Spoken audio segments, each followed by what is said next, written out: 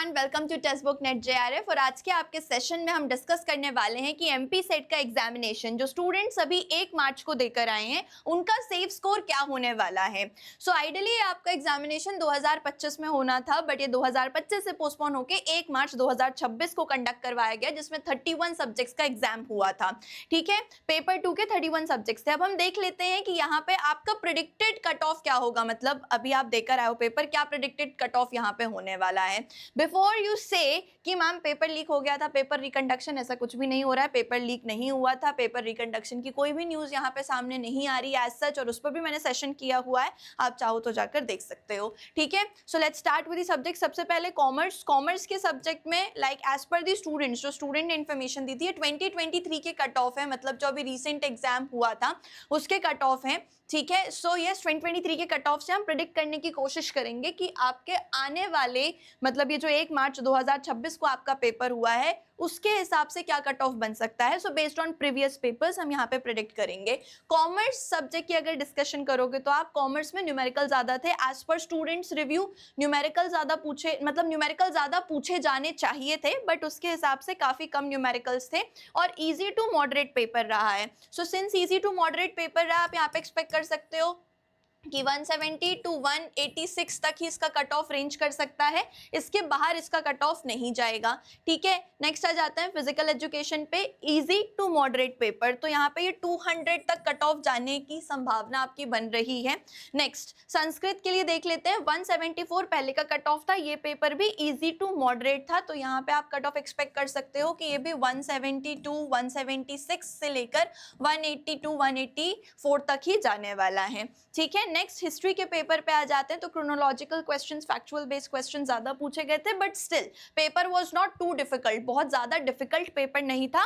As per the students review easy to moderate paper ही आया था, ऐसे बहुत out of the box questions नहीं थे। Chronological question, factual based questions definitely ज्यादा थे, बट इसका मतलब ये नहीं कि सिलेबस के बाहर का क्वेश्चन था। ठीक है, डायरेक्ट क्वेश्चंस भी काफी सारे पूछे गए थे, तो यहाँ पे भी आप एक्सपेक्ट कर सकते हो कि आपका कट ऑफ आइडली 190 से 200 तक ही जा सकता है, इसके बाहर कट ऑफ नहीं जाने वाला है। नेक्स्ट अब आ जाते हैं हम नेक्स्ट सब्जेक्ट पे, which is your political science. Political science में भी इंडियन कॉन्स्टिट्यूशन के बारे में और इंडियन पॉलिटिकल थिंकर्स के बारे में ज्यादा क्वेश्चन आए थे, फैक्चुअल बेस्ड क्वेश्चन आए थे। तो यस, यहाँ पर भी पॉलिटिकल साइंस का जो कट ऑफ था that will range from 190 to 200, मतलब इससे ज्यादा कट ऑफ आपको देखने के लिए नहीं मिलेगी पॉलिटिकल साइंस सब्जेक्ट की भी।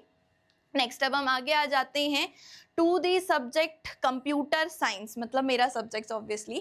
कंप्यूटर साइंस सब्जेक्ट में आपको काफ़ी सारे डायरेक्ट क्वेश्चन देखने के लिए मिले थे, लाइक थोड़े बहुत ट्रिकी न्यूमेरिकल्स थे, आप डिस्क्रीट स्ट्रक्चर्स एंड मैथमेटिक्स के बोल सकते हो या फिर आप डीएसए के बोल सकते हो, थोड़े बहुत ट्रिकी न्यूमेरिकल्स थे, but yes paper was not too difficult. I would say कि न्यूमेरिकल्स की वजह से पेपर थोड़ा सा ट्रिकी हो गया था, बट डायरेक्ट क्वेश्चंस भी काफ़ी सारे थे, तो स्कोरिंग करने के आपके काफ़ी सारे चांसेस हैं।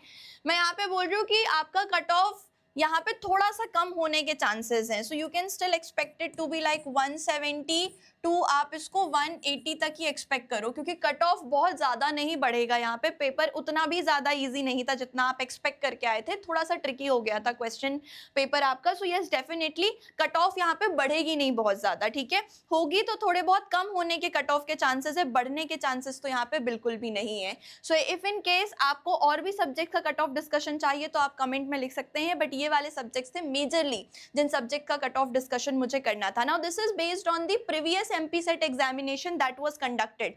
ये जो कट ऑफ मैंने आपको बताया है, तो हमने से हवा में बातें नहीं करी है, जो एग्जाम आपका प्रीवियसली कंडक्ट हुआ था उसी एग्जाम के बेसिस पे सारे कट ऑफ हमने डिस्कस करे। इफ इन केस इनमें से कोई आपका सब्जेक्ट है और आप उसका कट ऑफ देखना चाहते हो, तो आपको सिर्फ इतना करना है कि अगर आपका पेपर ठीक है इजी टू मॉडरेट था तो आप बोलोगे कि कट ऑफ आपका बढ़ेगा, ठीक है, या फिर अगर आपका पेपर डिफिकल्ट था तो कट ऑफ कम होगा। This is not the only factor जो कट ऑफ को डिसाइड करता है, डेफिनेटली ये एक फैक्टर है, बट उसके साथ साथ नंबर ऑफ एप्लीकेंट्स कितने थे, स्टूडेंट्स कितना अच्छा परफॉर्म करके आए हैं, वो भी यहाँ पे बहुत ज्यादा इंपैक्ट करता है। So it's not just that कि प्रीवियस ईयर के कट ऑफ से, बट स्टिल यहाँ पे काफी सारे एस्पेक्ट्स को भी हमने ध्यान में रखा हुआ है कि काफी कितने स्टूडेंट्स थे जिन्होंने अप्लाई किया इस एग्जामिनेशन के लिए। यूजुअली नेट का जो आपको डेटा है कि कितने एप्लीकेंट्स थे कितने नहीं थे वो आराम से मिल जाता है, but MP set set examinations के लिए नंबर ऑफ एप्लीकेंट्स निकालना थोड़ा सा डिफिकल्ट हो जाता है. So yes, this is what we have discovered so far and I hope so कि आपका एग्जामिनेशन अच्छा गया होगा. Let's wait for the final cut off की क्या आता है.